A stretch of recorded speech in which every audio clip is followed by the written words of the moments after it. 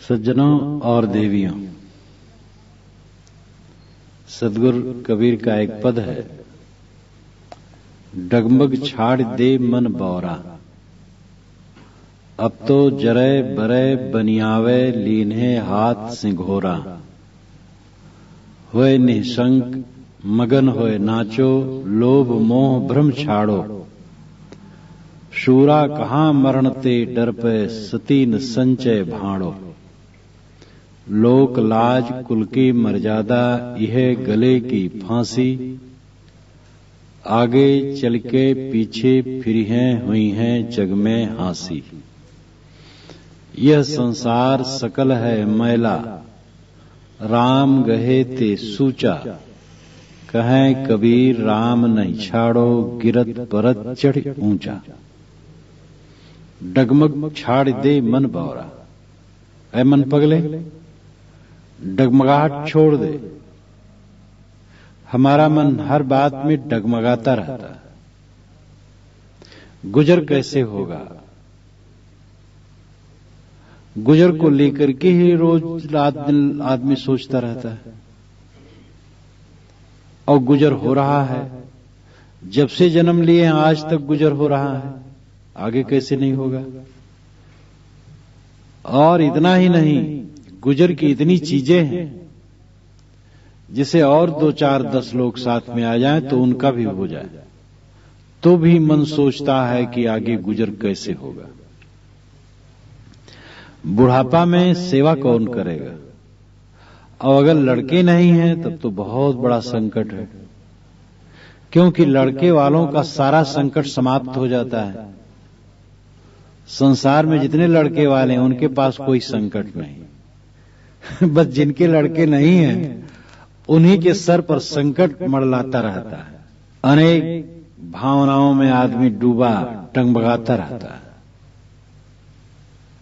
पत्नी के विषय में संदेह, पति के विषय में संदेह, भाई के विषय में संदेह, माता पिता के विषय में संदेह, पुत्र के विषय में संदेह, मित्र के विषय में संदेह। मन की डगमगाहट मनुष्य के अंदर का एक महारोग है। दृढ़ विचार वाला इंसान किसी दिशा में ठीक से आगे बढ़ सकता है। हमारा मन डगमगाता रहता है, परमात्मा भीतर है कि बाहर है, कहां है परमात्मा, लोक लोकांतर में है। परमात्मा के विषय में संदेह बना रहता है। लोग कहते हैं मैं क्या हूं, कुछ नहीं हूं, मैं तो एक परमात्मा का अंश हूं। फिर कहते हैं कि मैं क्या हूं, एक मिट्टी हूं, खत्म हो जाएगा, सब खत्म है। फिर कहते हैं मैं ही परमात्मा हूं। ऐसे अनेक लोग मिलते हैं जो आधे मिनट के अंदर में सब कह डालते हैं, और उनको कुछ पता नहीं कि वो क्या है। अंत में ये भी कह देते मैं तो कुछ भी नहीं हूं। तो ये क्या है, डगमगाहट है, स्थिर नहीं है कुछ। वाणियों में सब प्रकार से कहा है, क्योंकि वाणियां अगम अपार है। अनेक ऋषि, अनेक संत, अनेक महापुरुष हुए हैं, और उन्होंने अनेक प्रकार से कहा है, और सारी बातें संसार में है। आत्मा ही परमात्मा है, ऐसी बातें भी कही हैं। आत्मा से अलग परमात्मा है, ऐसी बातें भी कही हैं। आत्मा परमात्मा का अंश है, ऐसी बातें भी कही गई हैं। आत्मा किसी का अंश नहीं है, स्वयं स्वतंत्र है, ये भी शास्त्रों में बात कही गई है। तो अनेक प्रकार से बातें कही गई हैं।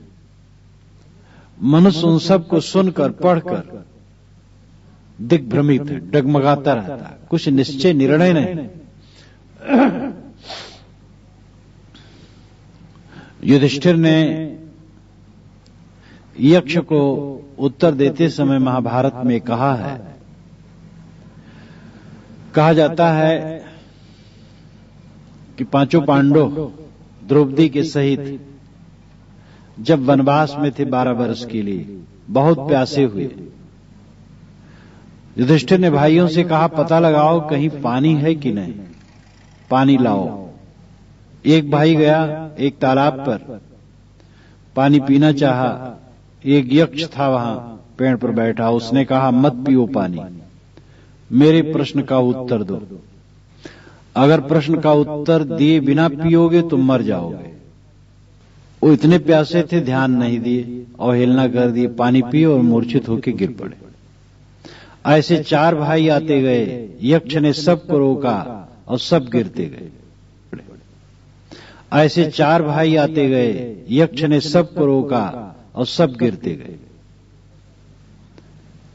फिर युधिष्ठिर आए, युधिष्ठिर भी पीना चाहे। यक्ष ने कहा, युधिष्ठिर ने कहा कहो क्या प्रश्न है। तो कई प्रश्न है उसके और बड़े महत्वपूर्ण प्रश्न है। उनमें से जो स्वर्णमय स्तंभ की तरह 2 प्रश्न खड़े हैं वो बड़े महत्वपूर्ण है। उन सारे प्रश्नों में इस संसार में आश्चर्य, बहुत बड़ा आश्चर्य क्या है और धर्म क्या है, ये 2 प्रश्न बड़े महत्वपूर्ण हैं। आश्चर्य के विषय में युधिष्ठिर ने बड़ा महत्वपूर्ण उत्तर दिया। अहन्यहनि भूतानि गच्छन्ति यमालयम् शेषा अस्थावरमिच्छन्ति किमाश्चर्यमतः परम। प्राणी रात दिन यम सदन को जा रहे हैं, यमपुर जा रहे हैं। रात दिन इंसान मर मर करके यहां से जा रहे हैं, लेकिन जो यहां बचे हैं वो यही चाहते हैं कि हम यहीं अस्थायी होकर रहें। इससे बड़ा आश्चर्य क्या होगा। और ये कितना महत्वपूर्ण उत्तर है।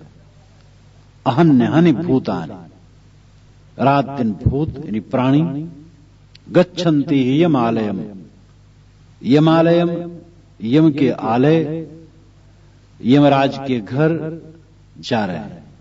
शेषाः जो यहां बचे हैं अभी, अस्थावरमिच्छन्ति उनकी इच्छा अस्थावर हो जाए, यहीं रहें, सदा प्रीतम नगर कॉलोनी के बंगले में बने रहे। किमाश्चर्यमतः परम। युधिष्ठिर कहते इससे बड़ा कोई आश्चर्य होगा? इतना व्यामोह, इतनी जड़ता। और दूसरा उत्तर धर्म क्या है, यक्ष का दूसरा महत्वपूर्ण प्रश्न। तो उन्होंने कहा तर्को अप्रतिष्ठा श्रुतयो विभिन्ना नैको रिसर्जस्य मतम प्रमाणम धर्मस्य तत्वम निहितम गुहायाम महाजनो येन गतः सपंथा। तर्को अप्रतिष्ठा, तर्क की कहीं प्रतिष्ठा नहीं, स्थिरता नहीं। लोग तर्क करते रहते हैं, खंडन मंडन करते रहते हैं, कोई सीमा नहीं कितना तर्क किया जा सकता है। तर्को प्रतिष्ठा श्रुतयो विभिन्ना, वेद के वचन, शास्त्र के वचन, ग्रंथ के वचन बहुत हैं और परस्पर विरोधी भी हैं। नैको ऋषिर्यस्य मतम प्रमाणम, एक ऋषि नहीं है जिसका मत प्रमाण मान लें। अनेक ऋषि हैं, अनेक पीर पैगंबर, औलिया, महात्मा, सिद्ध पुरुष हैं, किसकी बात मान ली जाए। नैको ऋषिर्यस्य मतः प्रमाणम धर्मस्य तत्वम निहितम गुहायाम, धर्म का तत्व गुफा में रखा हुआ है, यानी गूढ़ है, अत्यंत गूढ़ है। इसलिए महाजनो येन गतः सपंथा, महान पुरुष जिस रास्ते से चले उस रास्ते से चलो। कोई पवित्र आत्मा पुरुष जैसे चल रहा है, जिसने क्रोध को, काम को, मद को, मत्सर को शांत किया है, जो सुबस है, निश्चिंत बोधमय है, ऐसे पुरुष की शरण लो अथवा ऐसे पुरुष का अनुगमन करो। महाजनो येन गतः सपंथा। तो संसार में नैको ऋषिर्यस्य मतम प्रमाणम, कितना महत्वपूर्ण वचन है। एक ऋषि नहीं जिसका मत प्रमाण मान ले। श्रुतयो विभिन्ना, श्रुतियां, शास्त्र विभिन्न विभिन्न तरह से कहती हैं, तो क्या माना जाए। आदमी अनेक बातों को सुनकर पढ़कर दिग्भ्रमित डगमगाता रहता है, क्या सच है क्या झूठ। भक्ति मार्ग में चलने में डगमगाहट। एक जगह में था, उनकी लड़की सुनी, बहुत दूर थी आई, संपन्न घर की लड़की, संपन्न ससुराल। लड़की का पति भी आया। लड़की ने कहा कि जब चलने लगी तो सास ने कहा, क्या इतनी जल्दी है, क्यों जा रही हो? तो मैंने कहा कि हमारे घर में गुरुजी आए हैं, हमारे नैहर में, इसलिए हम जा रहे हैं। उसने कहा कि तुम बूढ़ी हो गई हो, गुरु पीछे लग गई, अभी क्या जरूरत है गुरु दर्शन करने के लिए? कहीं इसमें बूढ़ी जवान का क्या प्रसंग है? कि अच्छा ध्यान रखना, कहीं गुरु से दीक्षा लेके न आना, क्योंकि हमारे घर में दीक्षा शोभती नहीं है। दीक्षा हमारे घर में अपन अमुक ने लिया था, लेते ही भैंस मर गई थी और दूसरे वर्ष बाबा मर गए, इसलिए दीक्षा नहीं लेना। ये कितने घरों में चलता है, दीक्षा शोभती नहीं, भक्ति हमारे घर में नहीं शोभती, क्योंकि दीक्षा ली और कोई मर गया। कोई लड़का पैदा हो मर जाए तो कोई नहीं सोचता अब लड़का नहीं पैदा करना, फिर पैदा करता। फसल नष्ट हो जाए सूखा दाहा में, कोई खेती नहीं छोड़ता। अब फसल सूखा पड़ गया तो शोभता नहीं, खेती शोभती नहीं है, फसल उगाना बंद कर देना चाहिए, लेकिन कोई बंद नहीं करता। संसार का काम कोई छोड़ता नहीं, कल्याण का काम लोग छोड़ते हैं। आदमी का मन डगमगाता रहता है। कुछ लोग हमसे पूछते, महाराज आप साधु हो गए, खाने पीने की कैसे व्यवस्था होती होगी? उनको बड़ी चिंता है कि खाने पीने की व्यवस्था कैसी होती है। कितने लोग तो ऐसा भी कहते हैं, महाराज मेरा भी मन कहता है कि साधु बन जाऊं, लेकिन यही सोचता हूं कुछ इकट्ठा कर लूं, जमा कर लूं, क्योंकि साधु होने के लिए तो कुछ जमा करना पड़ता होगा, तब तो खाने मिलेगा। तो मैं कहता भाई मैंने तो कुछ जमा नहीं किया, अब खा रहा हूं। आदमी का मन डगमगाता रहता है। ये डगमगाहट छूट जाए, स्थिरता आ जाए। किसी दिशा में स्थिरता की महती आवश्यकता है। कोई काम दृढ़ निश्चय के धरातल पर अच्छा होता है। मन की डगमगाहट छोड़ो। तुम्हारे बच्चे पले पुसेंगे, तुम्हारा परिवार खाए पिएगा, निश्चिंत रहो, काम करते चलो। लड़की की शादी होगी, लड़के का भी होगा विवाह। बुढ़ापा में बीमारी आएगी तो सेवा हो जाएगी। बच्चा हो चाहे ना हो कोई फर्क नहीं पड़ेगा। और भी जितना जो कुछ लेकर के मन डगमगाता है बेकार है, एक भ्रम है। हम सोचते हैं कुछ और होता है कुछ। हम अंदाजते हैं ऐसा होगा तब ऐसा होगा, तब ऐसा कर लूंगा, ये प्रबंध कर लूंगा, और वो सब अलग धरा रहता है और दूसरे ढंग से हो जाता है। डगमगाहट छोड़ो, डगमग छाड़ दे मन बौरा। बोध, आत्मबोध, विवेकवान पुरुषों की शरण में जाकर के अपनी आत्मा की पहचान करो। स्वरूप की पहचान और स्वरूप स्थित, ये जीवन का परम लक्ष्य है। स्वरूप की पहचान और स्वरूप स्थित। स्वरूप अपना रूप, अपनी आत्मा, निज स्वरूप, इसकी पहचान यानी समझ होनी चाहिए ठीक से।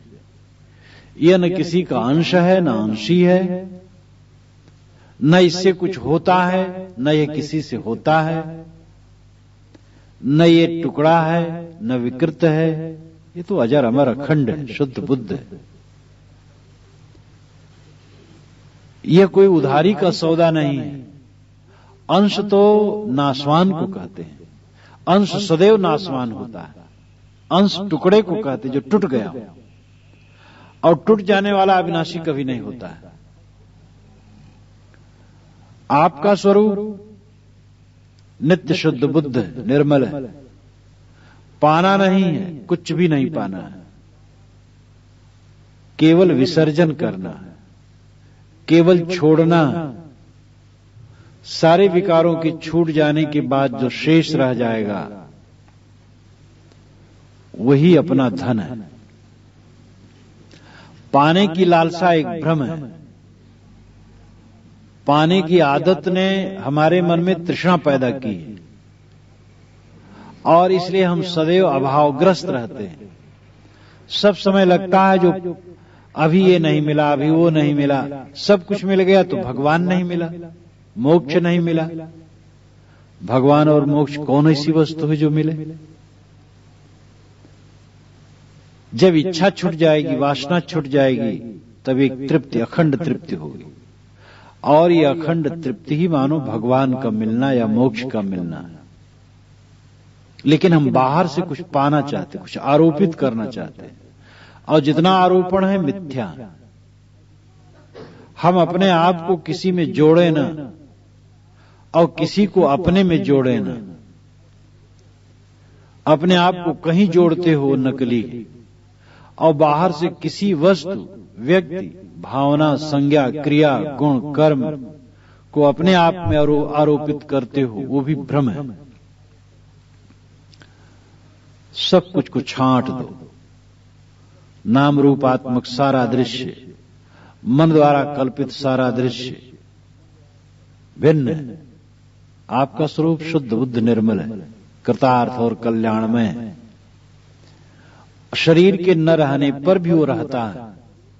शरीर नहीं था तब भी था, शरीर नहीं रहेगा तब भी वो रहेगा। वह मेरा स्वरूप है, वह मेरी आत्मा है। इसका पक्का बोध होना चाहिए। यह सत्संग द्वारा तो समझ इसकी होगी, और साधना द्वारा, ध्यान समाधि द्वारा इसका साक्षात्कार होगा। साधना में जब आदमी सारे मन के हलचल को छोड़ करके स्थिर हो जाता है, तब उसे आत्म साक्षात्कार होता है। मन जब तक संसार को ग्रहण करता है तब तक स्वरूप का ग्रहण नहीं होगा, और मन जब संसार को छोड़ देता है तब स्वरूप का ग्रहण होता है। यानी मन जब विषयों में लगा रहता है तो आत्मा में नहीं लगता, और जब विषयों को छोड़ देता है तो आत्मा ही शेष है। तो आत्म साक्षात्कार में ही सच्चा बोध होता है, और वो केवल शब्दों का रटंत रूप नहीं है। शब्दों से कहें, बुद्धि से समझें, वो तो आरंभिक चीज है। वो तो आरंभिक चीज है। बुद्धि और शब्द का उपयोग है। बौद्धिक ज्ञान, शाब्दिक ज्ञान वो भी चाहिए, लेकिन उसके पश्चात साक्षात्कार चाहिए। साक्षात्कार मन के निष्पन्द होने पर, शांत होने पर, निस्तरंग होने पर होता है। तब सच्चा बोध होता है। तब मन की डगमगाहट खत्म हो जाती है। जब तक बौद्धिक और वाचिक ज्ञान है, मन की डगमगाहट चलती है, और जब आत्म साक्षात्कार होता है तब डगमगाहट खत्म हो जाती है। जैसे चांद और सूरज, हम चांद देखते हैं, सूरज देखते हैं, कोई कहे ये नहीं है, हम कहेंगे तुम भ्रम में हो। सूरज कैसे नहीं देख रहे हैं? सूरज है।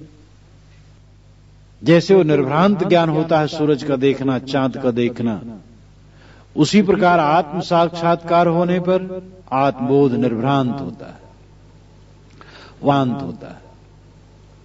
वहां सारी डगमगाहट खत्म हो जाती है, सारा भय खत्म हो जाता है, सारा क्लेश खत्म हो जाता है।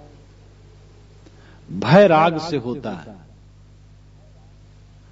जितना हम प्राणी पदार्थों में रागवान होंगे उतना भयभीत होंगे। राग जितना क्षीण होता है, भय क्षीण होता है। जिसका राग पूरा मिट जाता है, भय पूरा मिट जाता है। निर्भयता ही सच्चा जीवन है, और निर्भयता ही मानो अमरता है। दैवी संपदा में भगवान कृष्ण ने 16वें अध्याय के शुरुआत में 3 श्लोकों में जहां कहा है, प्रथम लक्षण उन्होंने निर्भयता कही, अभयम सत्य संशुद्धिर, सारे सद्गुणों का परिपाक, आत्मज्ञान की उच्चतम उत्कर्ष स्थित का लक्षण है निर्भयता। जो मूंछ पर ताव दे करके सीना फुला करके समाज में घूमते हैं और दादागिरी करते हैं, दूसरे को सताते हैं, वो निर्भय नहीं, उनका दिखावा। उनका मन तो सब समय भयभीत है, निर्भीत है।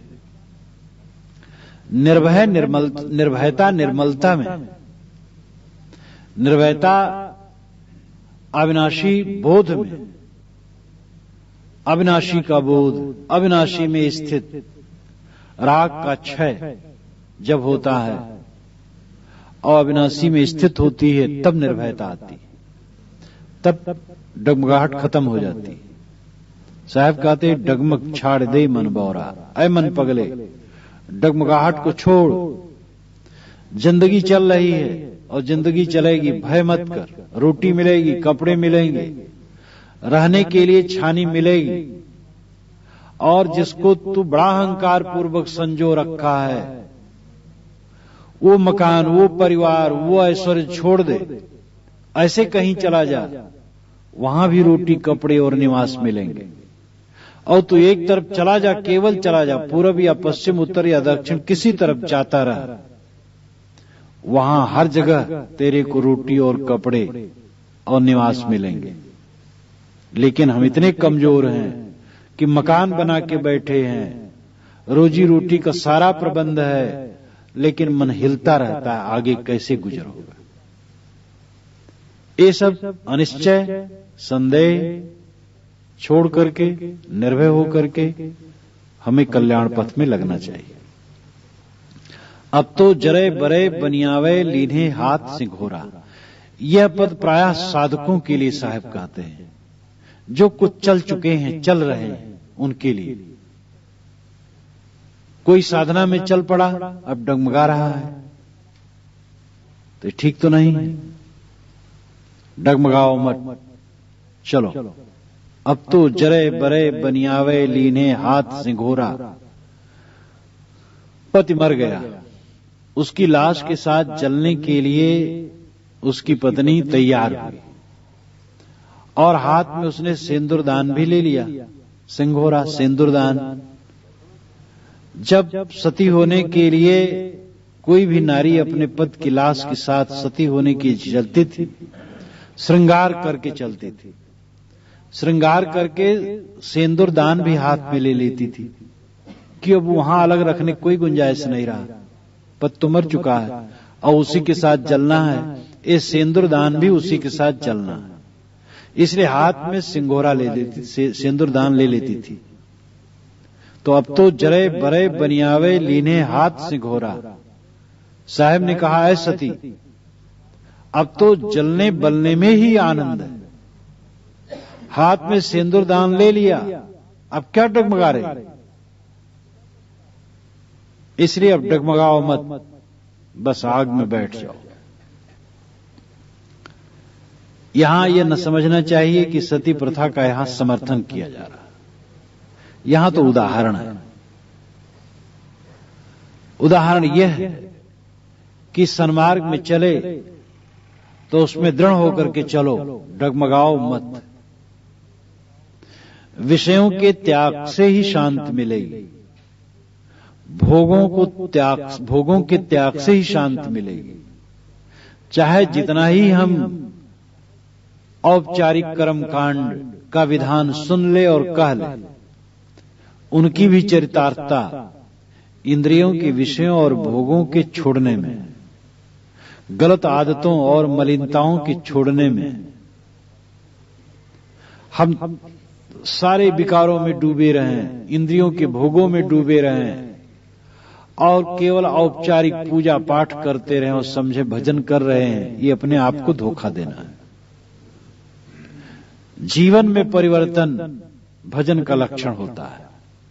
जीवन निरंतर उज्ज्वलता की तरफ बढ़ता जाए, विषय विकारों से दूर चित्त होता जाए, तब भजन का अर्थ होता है। तो अब तो जरे बरे बनियावे लीने हाथ सिंघोरा, साधना मार्ग में चल पड़े, डगमगाओ मत, आगे बढ़ो, और दूसरा रास्ता भी नहीं है। अरि रण में विश्राम लख, रणहि तजे दुख घेर, यह धर निश्चय आप में अरि को जीत सबेर। सदगुरु विशाल साहब ने कहा है कि दुश्मन घेर लिए हैं, अब दुश्मनों से लड़ने में ही विश्राम समझो। अगर भागोगे तो दुश्मन खदेड़ के मार देंगे, तो चाहे मर जाओ चाहे मार डालो, लेकिन अब युद्ध करने ही में ठीक है। बाहरी लड़ाई में तो ऐसा होता है कि हार भी हो सकती है, जीत भी हो सकती है, लेकिन आध्यात्मिक लड़ाई में जीत पक्की है, निश्चय सही हो। आगे दुश्मन नहीं, मानो तलवार शून्य में ही भाजना है। दुश्मन नहीं, दुश्मन का स्वरूप कल्पित है। विवेक हमारा बलवान हो जाए, हमारी कल्पनाएं हमारे देखने में आ जाएं, तो कल्पनाएं अपने आप शून्य हो जाएगी। काम कल्पित है, काम पर विचार करो, काम कुछ नहीं। एक विकारी स्मरण है, क्रोध, लोभ, मोह, द्वेष, चिंता, फिक्र, जितने मनों में दल के शत्रु हैं, सब कल्पित है। और पक्का निश्चय पूर्वक जो उनसे युद्ध करता है, विजय निश्चित है। व्यावहारिक सफलता और असफलता दोनों ही संभव है। सफलता हो या असफलता हो, दुकान की हो सकता है असफल हो जाए, हो सकता सफल हो जाए। व्यापार, नौकरी, हर चीज में डगमगाहट है, लेकिन कल्याण साधना में कोई पक्के मन से लग जाए तो हार की बात ही नहीं, असफलता की बात ही नहीं, पक्की बात है सफलता। कई बार मैं आप लोगों के सामने कहा करता हूं कि कल्याण छोड़ने से होता है। दुनिया की वस्तुएं पकड़ने से मिलती हैं, पकड़ने में सब परतंत्र हैं और छोड़ने में सब स्वतंत्र हैं। हम चाह करके भी बाहर की चीजों को अपने पास रख नहीं सकते। जिन मित्रों और व्यक्तियों का संबंध रहता है वर्तमान में, लगता है ऐसे बना रहेगा, लेकिन थोड़े दिन में कुछ का कुछ हो जाता है। यहां सब कुछ क्षणिक है, इसलिए व्यवहारिक सफलता में संदेह हो या न हो, और सफल भी हो जाए तब भी अंत में क्षय तो उसका है ही। लेकिन आध्यात्मिक पथ में सफलता निश्चित है, और जो अध्यात्म पथ में सफल हो गया सदा के लिए सफल हो गया। इसलिए मार्ग अत्यंत सुरक्षित है। नीति में लिखा है, जो निश्चित वस्तु को छोड़ करके अनिश्चित को पकड़ता है वो दोनों तरफ से जाता है, क्योंकि निश्चित को तो उसने स्वयं छोड़ दिया, अब अनिश्चित छूट करके रहेगी। जो राम को छोड़ करके काम को पकड़ता है तो राम तो उसने जानबूझ के छोड़ दिया, छोड़ दिया, और काम अपने आप छूट जाएगा। काम यानी संसार का भोग। इसलिए बुद्धिमान वह है कि काम को छोड़ के राम को पकड़े, भोग को छोड़ करके मोक्ष को पकड़े, मन का भटकाव छोड़ करके स्थिरता और शांति को पकड़े। तो अब तो जरे बरे बनियावे लीने हाथ सिंघोरा, होए निशंक मगन होए नाचो, लोभ मोह भ्रम छाड़ो। निशंक हो जाओ, मगन हो जाओ और नाचो, और लोभ और मोह और भ्रम को छोड़ दो। निशंक होने का मतलब है शंका रहित। सत्संग करके शंका रहित होना बहुत जरूरी है। सिद्धांत स्थिर किए बिना चलना सफलता का कारण नहीं। जो ऐसे ही निर्देश उठ पड़ता है चलने के लिए, वो 10 कदम दाएं जाता है, 10 बाएं जाता है, 10 आगे जाता है, 10 पीछे लौट आता है। और जिसने निश्चित कर लिया, जाने का उद्देश्य बना लिया, मंजिल पहचान लिया, उठा और उसी तरफ चला जाता है, पहुंच जाता है। तो हमारा एक सिद्धांत स्थिर होना चाहिए, हमारी समझ पक्की होनी चाहिए। जहां स्थिरता नहीं, कोई निश्चय नहीं अध्यात्म के विषय में, तत्व चिंतन में कोई निश्चय नहीं है, उससे अच्छा तो अज्ञानी। ऐसे ज्ञानी की अपेक्षा अज्ञानी अच्छा। इसलिए निर्णय करके सत्संग करके विलक्षण करके रास्ता तय करना चाहिए, सिद्धांत स्थिर करना चाहिए, तब उस पर अभ्यास करना चाहिए। तो निश्चित है जीवन में कुछ होता है, और बिना सिद्धांत स्थिर किए, बिना मंजिल स्थिर किए चल दिए कहां जाए। तो इसलिए निशंक होना जरूरी है। होए निशंक, मगन होए नाचो, मगन होके नाचना। मगन होकर के नाचने का अर्थ क्या? नाचने का अर्थ यहां हाथ फैला के नाचना नहीं। नाचने का अर्थ है जीवन के कर्तव्य करना, काम धंधा करना, व्यवहार करना, प्रसन्न होकर के जीवन की कार्य प्रणाली में लो। जिसका मन बोझिल है, चिंतित है, पीड़ित है, वो आनंदित नहीं रहता है। मनुष्य को हर समय आनंदित रहना चाहिए, खुश रहना चाहिए, बोझिल नहीं। मालूम दुनिया भर का बोझा इन्हीं पर रखा है। कितने लोग हरदम घोड़ा के समान मुंह लटकाए रहते हैं। बहुत बड़ी विपत्ति इनके ऊपर आई है, ऐसा उनको लगता है। हंसमुख रहो, प्रसन्न रहो, और मगन होकर के नाचो, मगन होकर के सारे काम करो। तनावग्रस्त न रहो। अपने आसपास वालों से तनावग्रस्त रहना तो और नरक है। अब आस पास में तनाव होता है, जो दूर है उनसे मतलब क्या है। तनाव तो आसपास में ही होता है, अपने लोगों में ही होता है। जो अपना माना गया उसी में तनाव होता है, और तनाव नरक है। तनाव यानी किसी से खींचे रहना, किसी की ईर्ष्या करना, क्रोध करना, उसको बुरा मानना, तुच्छ मानना, घृणा करना, ये तनाव का जीवन, नरक का जीवन होता है। दूसरा गलत भी है तो हम तनावग्रस्त न हो, प्रसन्न रहे। उसको सही रास्ता दिखाने के लिए उपयुक्त अवसर हो तो दिखाएं, नहीं तो मौन रहे, लेकिन खुश रहे। हमारी तनावग्रस्तता हमारे लिए तो नरक है ही, दूसरे के लिए भी नरक बनती है। अगर हम घर में, समाज में हरदम मुंह लटकाए बैठे हैं तो लोगों को संताप लगेगा कि भाई कौन सी इनकी समस्या है, क्यों ये दुखी हैं। दूसरे लोग भी दुखी हो जाएंगे। अगर हम प्रसन्न हैं, दूसरे लोग भी आनंदित होंगे। इसलिए मगन होए नाचो। घर में प्रसन्नता और आनंद होना चाहिए। कहा जाता है कि एक सखी दूसरी सखी से बहुत दिन के बाद मिलने गई। जो एक सखी थी वो भी कुछ व्यापार करती थी, जो मिलने गई। और जिसके यहां मिलने गई वो जुलाहिन थी, और उसका पति कपड़ा बुनता था और वो आटी बनाती थी, जो मिलने गई। और जिसके यहां मिलने गई वो जुलाहिन थी,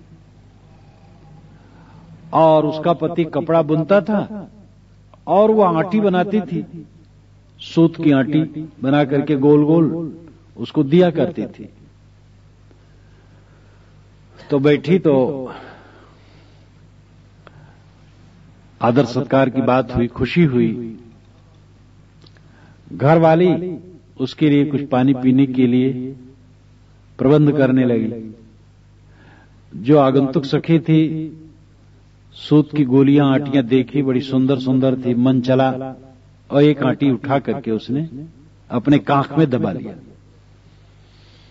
वो आई जब पानी लेकर के तो देखी वो गिनी हुई थी, थोड़ी ही थी। वो देख ली कि एक नहीं है, उसको लगा गड़बड़ है कुछ। तो पानी उन्हें जब पिला ली तो कैसे कहे कि बहन तुमने लिया है? तो कहा हम लोग बहुत दिन पर इकट्ठे हुए, आओ दोनों नाचें। कहे नाचना क्या है, मैं थक के आई हूं। कहे नहीं बहन, इतने दिन पर मिली हो, थोड़ा नाच ले। अब क्या करे बेचारी, उठी तो नाचने लगी। अब नाचने में हाथ फैलाया जाता है स्वाभाविक। और एक हाथ फैलाया रहा, एक हाथ दबाया रहा, क्योंकि काख में तो आटी रहे। तो उसने कहा बहने दोनों हाथ फैला के नाचो। कहे मैं एक ही हाथ फैला के नाचती हूं। तो उसने कहा बहने दोनों हाथ फैला के नाचो। कहे मैं एक ही हाथ फैला के नाचती हूं, ऐसी ही आदत है। तो आदत तो नहीं थी, लेकिन उसमें कुछ था, इसलिए हाथ खोल नहीं पाती थी। हम क्यों नहीं खुल करके नाचते हैं? निशंक होकर के, मगन होकर के क्यों नहीं नाचते? क्यों घर में और समाज में रह करके हंसमुख नहीं रहते? क्यों प्रसन्न प्रसन्न नहीं रहते हैं? कुछ दबाए हैं। इसलिए हमें चाहिए प्रसन्न होकर के नाचे। होए निसंग मगन होए नाचो, लोभ मोह भ्रम छाड़ो। प्रसन्नता कैसे हो? लोभ है, मोह है, भ्रम है। लोभ वस्तुओं का लालच, मोह मूढ़ता, व्यक्तियों में मोह। कहीं मोह है तो कहीं द्वेष होगा, निश्चित है। मोह का भाई द्वेष उसके साथ चिपका रहता है। अगर मोह करेंगे तो बैर लगा रहेगा पीछे। तो लोभ, मोह और भ्रम। भ्रम का मतलब विपरीत बोध, विपरीत ज्ञान, उल्टी समझ, ये भ्रम है। लोभ वस्तुओं का होता है और लोभ हमारी आत्मा को कुचलता है। लोभ से कोई फायदा नहीं होता। विवेक से जो काम करना है वो करें। लोभ करके कुछ नहीं, लोभ करके कुछ नहीं होगा। संग्रह उचित है, लेकिन विवेक पूर्वक। संग्रह के लिए संग्रह ठीक नहीं, उपयोग के लिए संग्रह ठीक है। और संग्रह की मात्रा पर भी विचार करने की जरूरत है। वो कोई ऐसा पैमाना नहीं बताया जा सकता है मानदंड सबके लिए बराबर। अपना अपना स्वयं विवेक करना होगा। हमारा मन जिससे बोझिल हो, चिंतित हो, साथी लोग पीड़ित हो, लोगों में असंतुलन हो, ऐसा संग्रह बेकार है। लोगों में संतुलन हो, व्यवहार में संतुलन हो, मन को भी शांति हो, व्यवहार बढ़िया निपटे, सबके लिए, सबकी रक्षा के लिए वस्तुओं का सही उपयोग और वितरण हो, तब उसके साथ संग्रह उचित है। केवल संग्रह गलत है। लोभ जैसे बकरी के गले में, किसी बकरी के गले में स्तन होता है, उस स्तन से दूध नहीं निकलता, केवल बोझा होता है। ऐसे लोभ एक बोझा है। लोभ से कुछ होता नहीं लाभ, लोभ नुकसान करता है। कोई बीज का लोभ करे, खेत में न डाले तो कई गुणा के रूप में कैसे आए? जो देता है वो पाता है। जो कुआं पानी देता है वो पानी ताजा पाता रहता है। जो नहीं देता है सड़ता रहता है। जो खर्च करता है उसके पास आता है। इसलिए लोभ वृत्ति वाला व्यक्ति प्रसन्न नहीं रह सकता।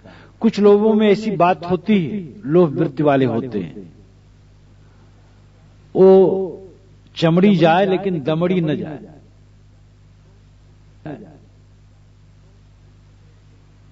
कौड़ी कौड़ी बटोरते हैं और इसके लिए पत्नी अप्रसन्न, पुत्र अप्रसन्न, बहू अप्रसन्न, घर वाले सब दुखी, लेकिन वो कौड़ी नहीं खर्च करना चाहेंगे।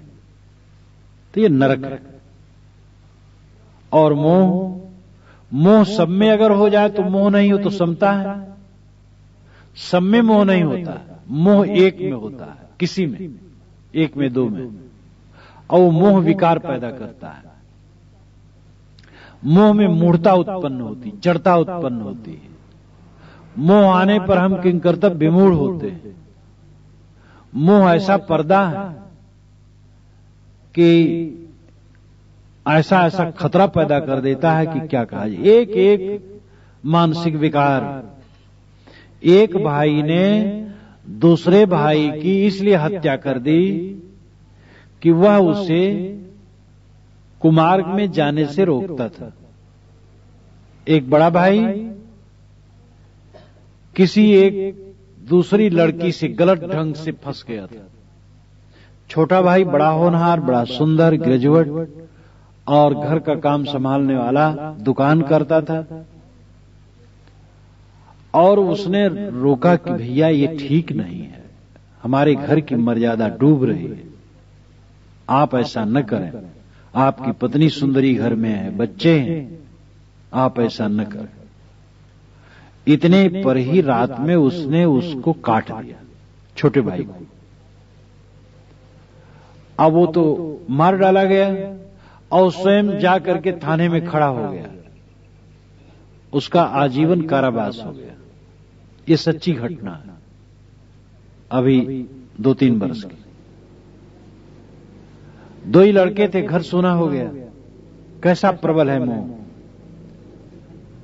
वो अपनी प्रेसी के पथ में रोड़ा समझा था, लेकिन अब प्रेसी कहां, वो प्रेमी कहां है? प्रेमी जेल खाने में है। आजीवन कारावास, जीवन कारावास, सफलता भी तो कहां हुई। ये मोह कैसा पागल बना देता है इंसान को। काम के बसीभूत होकर के आदमी लोक मर्यादा को छोड़ करके चलता है। लोक वेद धर्म कर्म सबको तिलांजल देकर कुपथ में आदमी चलता है, मोह बस। इसलिए मोह छोड़ना चाहिए।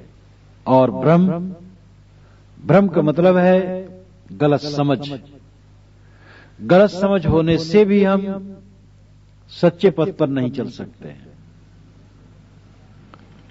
लोभ भौतिक पदार्थों में होता है, मोह प्राणियों में होता है, भ्रम मान्यताओं में होता है। लोभ निर्जीव चीजों में, मोह सजीव में, प्राणियों में, और भ्रम मान्यताओं में। भूत का भ्रम, देवी देवादि का भ्रम। कहीं कोई मिलेगा, पूजा कर लूंगा तो लड़का पैदा हो जाएगा, मुकदमे में विजय हो जाएगी, रोग दूर हो जाएगा। ये भ्रम। आज के जमाने में भी पढ़े लिखे लोग बिच्छू छेद लेने पर झड़वाते हैं। भ्रम है कि झाड़ने से अच्छा हो जाएगा। अब अच्छा अगर होता है तो झाड़ने से नहीं, कोई दवाई से अच्छा होता है, और उसमें झाड़ने का बहाना रहता है। अथवा जहरीला बिच्छू नहीं रहता है, जल्दी उसका जार उतरने वाला होता है, तब उतरा हुआ लगता है। सांप काट लेने पर पढ़े लिखे लोग, ग्रेजुएट लोग और अच्छे अच्छे पदों पर लोग झाड़ने बुलाते हैं। एकदम धोखा, एकदम भ्रम। और ऐसी 2 घटना हमारे सामने हुई, दोनों आदमी मर गए। बस वही झाड़ते झाड़ते चक्कर में रात में उनको सांप काटा और सूरज उगते उगते वो दोनों आदमी मर गए। आजकल तो इंजेक्शन इसके हैं, शहरों में होते हैं, बड़े हॉस्पिटल में, और पूरा कंट्रोल हो जाता है। आदमी भ्रम में जी रहा है। जो निर्जीव है उसके सामने सजीव आदमी घुटने टेक करके भोग मोक्ष मांग रहा है। जो अपनी मक्खी हाँक नहीं सकता है, जिसमें कोई चेतना नहीं, जिसमें कोई विवेक नहीं, उसके सामने ये आदमी घुटने टेक टेक करके भोग मांगता है, मोक्ष मांगता है। इससे बड़ा भ्रम क्या होगा। जो बेजान है उसके सामने जानदार प्राणी को काटा जा रहा है। बेजान के सामने जानदार प्राणी काटना कितना बड़ा भ्रम है। तो आदमी भ्रम में भटक रहा है। साहब कहते लोभ मोह भ्रम छाड़ो, लोभ छोड़ो, मोह छोड़ो, भ्रम छोड़ो, तब तुम्हारा मन हल्का होगा, प्रसन्न होगा, निर्मल होगा। सूरा कहा मरण ते डर पे सती न संचय भाड़ो। शूरवीर मरने से कहां डरता है, और सती भाण नाम बर्तन कहां संग्रह करती है।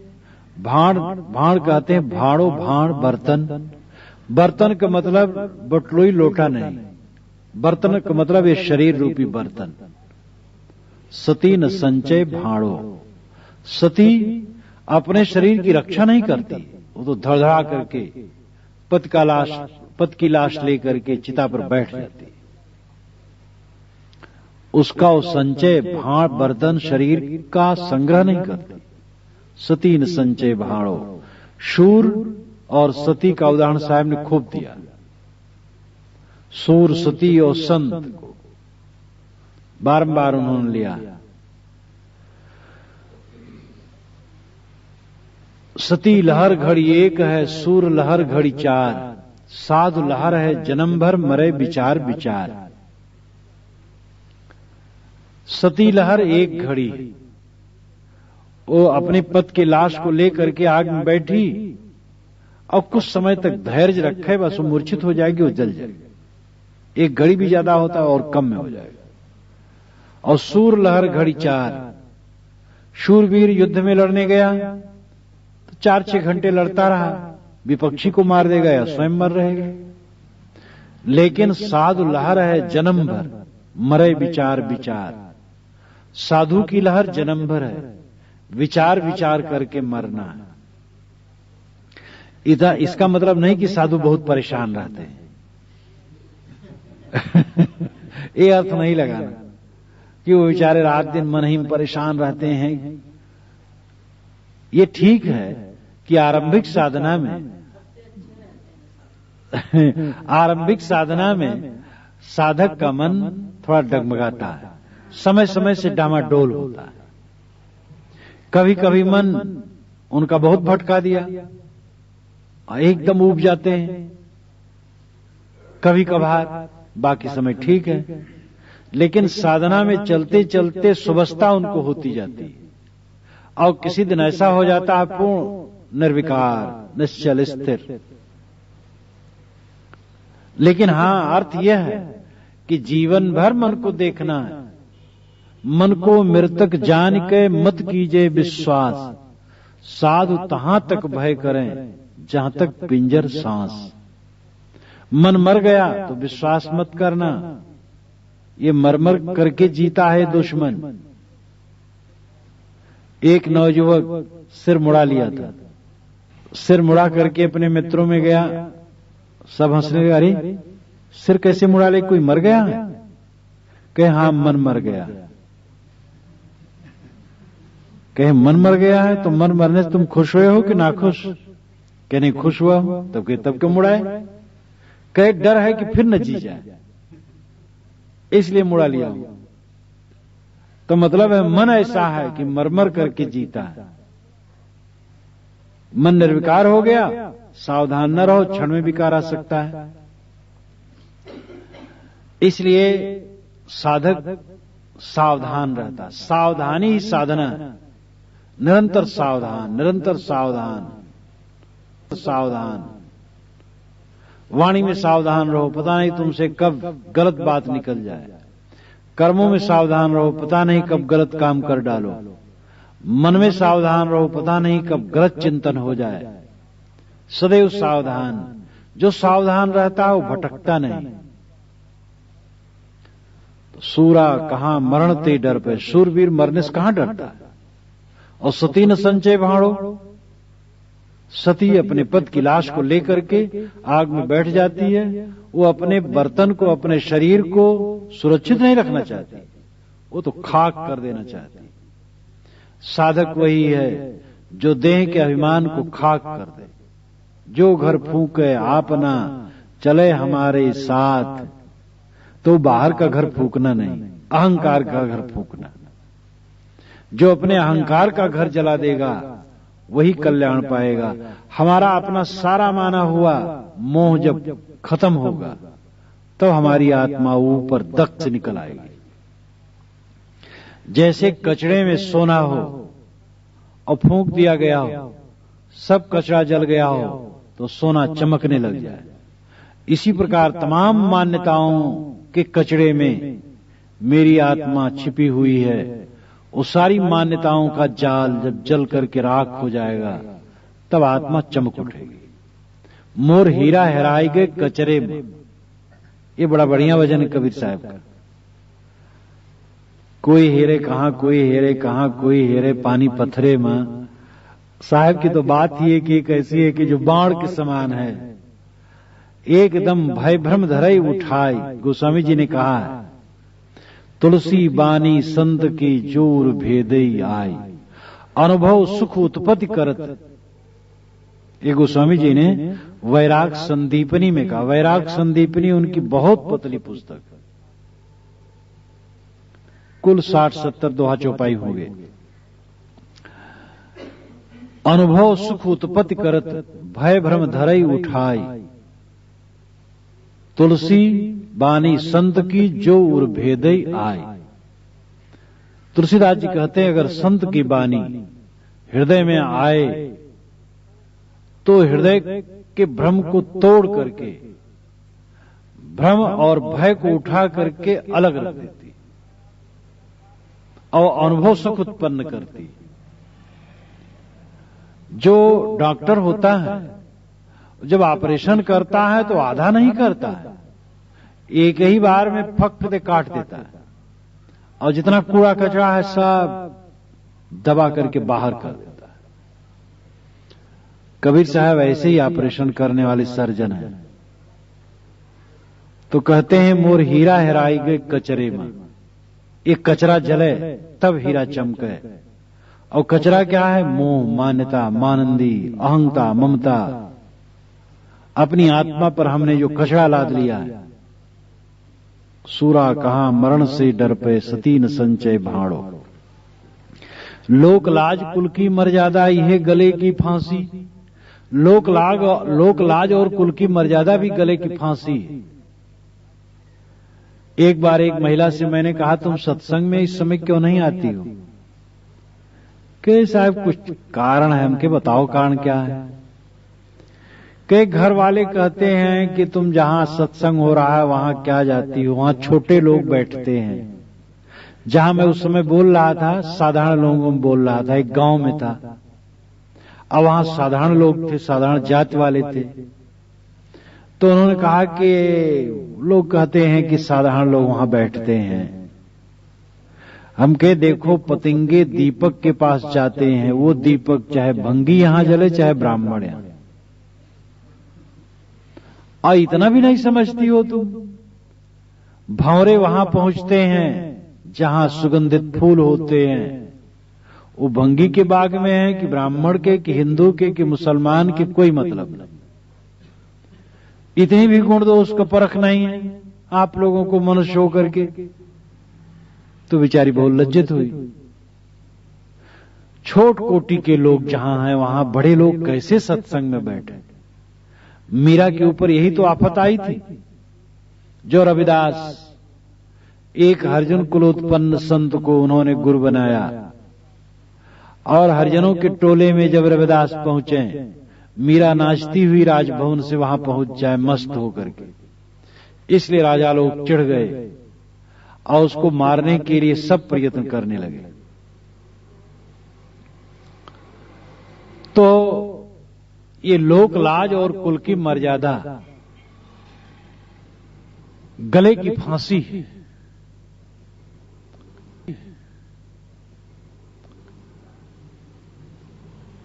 लोक की लाज और कुल की मर्यादा, जात पात की मर्यादा। कबीर साहब ने कहा, कुल छोड़े कुल उबरे, कुल राखे कुल जाए। राम निकुल कुल भेटिया सब कुल गया बिलाए। कुल कुटुंब जात पात का अहंकार छोड़ देने से कुल उबरे नाम संपूर्ण प्रकार से तुम्हारा उद्धार होगा। कुल छोड़े कुल उबरे और कुल राखे कुल जाए। कुल कुटुंब जात पात की मर्यादा और अहंकार रखने के चक्कर में पड़ोगे तो कुल जाए, संपूर्ण प्रकार से डूबोगे। राम निकुल कुल भेटिया सब कुल गया बिलाए। राम निकुल है। राम किस कुल में, किस जात का है राम? दशरथ पुत्र राम तो ठाकुर के थे, क्षत्रिय परिवार के थे, ठीक है। लेकिन जो राम आपके अंदर है, जिस राम का बोध पाकर के आदमी कृतार्थ होता है, जिस राम में विश्राम पाकर के आदमी भव बंधनों से मुक्त होता है, जो राम आपका परम प्राप्तव्य है, वो कौन से कुल में है? वो निकुल है, उसकी कोई जाति नहीं। वो तो शुद्ध ज्ञान मात्र। अड़ोरड़ीयाम महतो महीयान आत्मस्य जंतोर निहितो गुहायाम। वो तो स्वरूप से सूक्ष्म से भी सूक्ष्म है। अड़ोरड़ीयाम, अणु से भी अणु, और महतो महीयान गुणों में महान से महान है। आत्मस्य जंतोर निहितो गुहायाम, वह आत्मा सभी प्राणियों के हृदय गुफा में विराजमान है। इसलिए जात पात कुल कुटुंब की मर्यादा, कूड़ा कचरा ये भी है। भक्ति करने वाला, ज्ञान मार्ग में चलने वाला अगर जात पात की पूंछ पकड़े बैठा है तो बेकार है। तो लोक लाज कुल की मर्यादा यह गले की फांसी। साहब कहते तुम्हारे गले की फांसी है। आधा चल के पीछे फिर हो हुई है जग में हंसी। आधा चल करके फिर पीछे लौटे या आगे चल करके फिर पीछे लौटे तो जगत में हंसी होगी। इसलिए जरा हंसी का भी ध्यान रखो और हंसी अपनी मत कराओ। शुभ मार्ग में चलो, कल्याण पथ में चलो। यह संसार सकल है मैला, राम गहे ते सूचा। साहब कहती है सारा संसार मैला है, मलिन है। जहां जाओ आओ उठो बैठो राग द्वेष अनेक प्रकार के विकार की बातें होंगी। अखबार उठाओ तो हेडिंग से लेकर के अंतिम तक दिमाग खराब करने वाली चीज। टेलीविजन खोलो, खोलने वाले जानते होंगे, उसमें भटकने के सिवा और कुछ नहीं। टेलीविजन ने तो चौपट कर दिया है लोगों के संस्कारों को। उसमें कदाचित जो अच्छी बात आती वो तो पल्ले नहीं पड़ती है, और बहुत अच्छी बात हो तो उसको बंद भी लोग कर देते हैं। पिछड़ी बात उसको कौन देखता? जिसमें राग रंग हो, मन उत्तेजित हो, वही सबको ज्यादा प्रिय है। और साधन भजन भी कितने को स्वाहा हो गया। एक सज्जन तो कहते थे, गायत्री उपासक कहते थे, आचार्य श्री राम शर्मा के शिष्य थे और हमारे भी प्रेमी हैं, कहे महाराज अब मेरे घर में तो क्या बताऊं, पहले सब बाल बच्चों को पत्नी को सबको लेके बैठ जाता था और कुछ अध्ययन और कुछ ध्यान इत्यादि करता था। अब टेलीविजन घर में आ गया तो मैंने टेलीविजन के बाद बच्चों से कहा तो बच्चे ने कहा कि पिताजी आज नहीं, आज थोड़ा एक खास कार्यक्रम है देख लो और दिन। तो दूसरा दिन आया तब फिर कहा कि बेटा बैठो। कहे पिताजी आज भी कुछ ऐसा है। अवंत में करते करते ये हुआ कि अब मैं कहना छोड़ दिया, कहना बेकार है, क्योंकि कोई सुनने वाला नहीं, पत्नी भी नहीं सुनती है, सब इकट्ठा हो जाते हैं मधुमक्खी के समान वहीं। इसलिए मैं अब अकेले ध्यान करूं, पूजा करूं, जो करूं सो करूं। तो ये चारों तरफ कूड़ा कचरा साधना की दृष्टि से देखा जाए तो जिधर जिधर जाओ सब मन को खराब करने की सामग्री मिलेगी। अच्छी सामग्री मिलना मुश्किल है।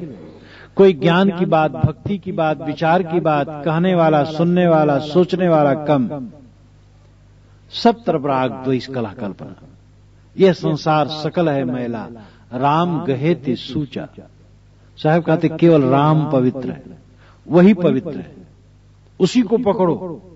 राम तुम्हारी आत्मा है, मन को समेट करके उसमें जाओ, विश्राम करो, आत्म विश्राम लो। कहें कबीर राम नहीं छाड़ो, गिरत परत चढ़े ऊंचा। साहब कहते राम को नहीं छोड़ना, अगर तुम फिसल जाओ तो डरना मत, फिर उठना।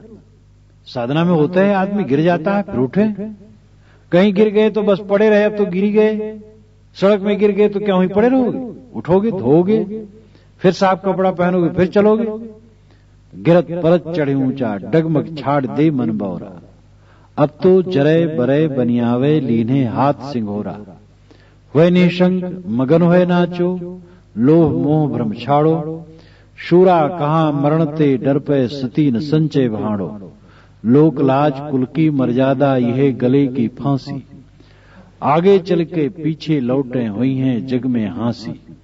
इस संसार सकल है मैला, राम गहे ते सूचा। कहें कबीर राम नहीं छाड़ो, गिरत परत चढ़ ऊंचा।